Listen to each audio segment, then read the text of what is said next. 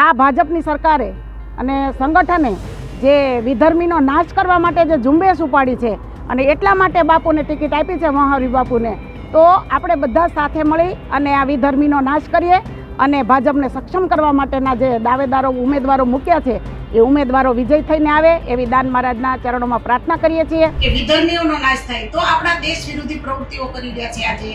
આજે આપણા દેશમાં પણ ભાઈ ભાઈની એવી પ્રવૃત્તિઓ ચાલે છે.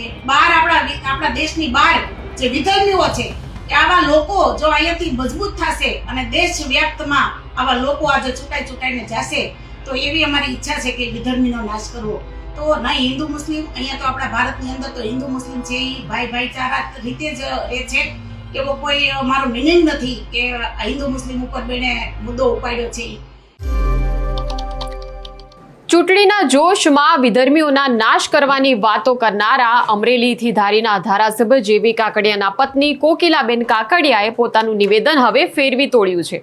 ભાજપની સરકાર અને સંગઠને વિધર્મીઓના નાશ કરવાની ઝુંબેશ ઉપાડી છે તેવું બોલીને ભાંગરો વાટનારા જેવી કાકડિયાના ધર્મપત્ની કોકિલા કાકડિયાને તેમની ભૂલનું ભાન તો થયું અને ભાંગરો વાટ્યા પછી હવે નિવેદન વિશે ખુલાસો આપતા પોતાના નિવેદનના શબ્દોથી જ તેમણે યુ ટર્ન લઈ લીધો છે. આ સમગ્ર ઘટના પર લૂલો બચાવ કરતા તેઓ જોવા મળ્યા. વધુ વિગતો જાણીશું આ વિડીયોમાં. નમસ્કાર, નિર્ભય ન્યૂઝમાં આપની સાથે હું મયુરી. ચૂંટણીના સમયે નેતાઓ બેફામપણે નિવેદનો આપતા હોય છે અને આ બેફામ વાણી વિલાસનું પરિણામ પછી તેમને ભોગવવું પડતું હોય છે. ત્યારે અમરેલીના ધારીથી ભાજપના ધારાસભ્ય જેવી કાકડિયાના પત્ની કોકિલાબેન કાકડિયાએ ચૂંટણીના ઉત્સાહમાં ભાન જ ભૂલી ગયા વિધર્મીઓ વિશે બેફામ નિવેદન આપી વિવાદ ઊભો કરી દીધો. ત્યારે સ્વાભાવિક હતું કે વિપક્ષે આ તક ઝડપી લીધી.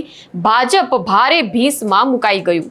કોંગ્રેસ નેતા પ્રતાપ દુધાત અને જિગ્નેશ મેવાણીએ પણ આ મુદ્દે પ્રતિક્રિયા આપી અને તેમની સામે કડક પગલાં લેવાની માંગ કરી ભાજપને ઘેરવાનો પ્રયાસ કર્યો.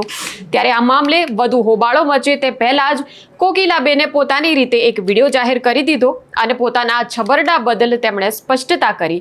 ત્યારે સૌથી પહેલા જોઈએ તેમનો આ નવો વિડીયો કે જેમાં પોતાના નિવેદન વિશે બચાવ કરી રહ્યા છે. જય દાન મહારાજ, જય બાબા સ્વામી. આજે દાન મહારાજના આશીર્વાદથી ગુજરાત પ્રદેશ અને જિલ્લા સંગઠનમાંથી અમારે મહાવીર બાપુ જિલ્લા પંચાયત ધારગણી સીટના ઉમેદવાર બનવા જઈ રહ્યા છે. ત્યારે આજે ફોર્મ ભરવાની પ્રક્રિયા શરૂ થવાની છે. અમે લોકો ધારી ફોર્મ રજૂ કરવા માટે જઈ રહ્યા છીએ અને આ ભાજપની સરકારે અને સંગઠને જે વિધર્મીનો નાશ કરવા માટે જે ઝુંબેશ ઉપાડી છે અને એટલા માટે બાપુને ટિકિટ આપી છે મહાવીર બાપુને, તો આપણે બધા સાથે મળી અને આ વિધર્મીનો નાશ કરીએ અને ભાજપને સક્ષમ કરવા માટેના જે દાવેદારો ઉમેદવારો મૂક્યા છે એ ઉમેદવારો વિજય થઈને આવે એવી દાન મહારાજના ચરણોમાં પ્રાર્થના કરીએ છીએ. અને અમારે તાલુકા પંચાયતમાં જયરાજભાઈ છે, બીજી તાલુકા પંચાયતમાં અમારે બાપભાઈ છે. આ 3 ઉમેદવાર અમારે એમ કહીને કે ભાજપને વફાદાર અને ભાજપના વર્ષોથી કાર્યકર્તાઓ છે.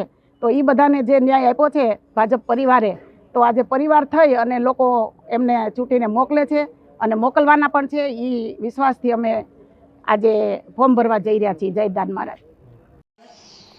મારું નામ કોકિલાબેન જયસુભાઈ કાકડિયા, ધારી વિધાનસભા 94, ધારાસભ્ય જેવી કાકડિયાના ધર્મપત્ની.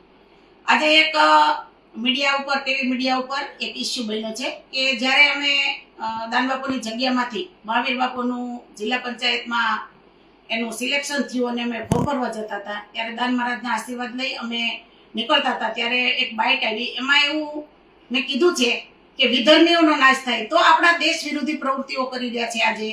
આજે આપણા દેશમાં પણ ભાઈ ભાઈની એવી પ્રવૃત્તિઓ ચાલે છે. બહાર આપણા દેશની બહાર જે વિધર્મીઓ છે કે આવા લોકો જો અહીંયાથી મજબૂત થશે અને દેશ વ્યાપ્તમાં આવા લોકો આજે ચૂંટાઈને જશે તો એવી અમારી ઈચ્છા છે કે વિધર્મીનો નાશ કરવો. તો નહીં હિન્દુ મુસ્લિમ, અહીંયા તો આપણા ભારતની અંદર તો હિન્દુ મુસ્લિમ છે એ ભાઈચારા રીતે જ રહે છે.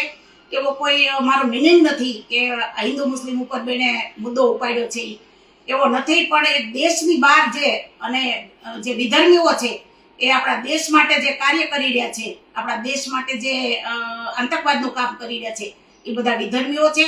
એના માટે આખું મેં નિવેદન આપ્યું છે અને આજે હું મારો ખુલાસો પણ આપું છું.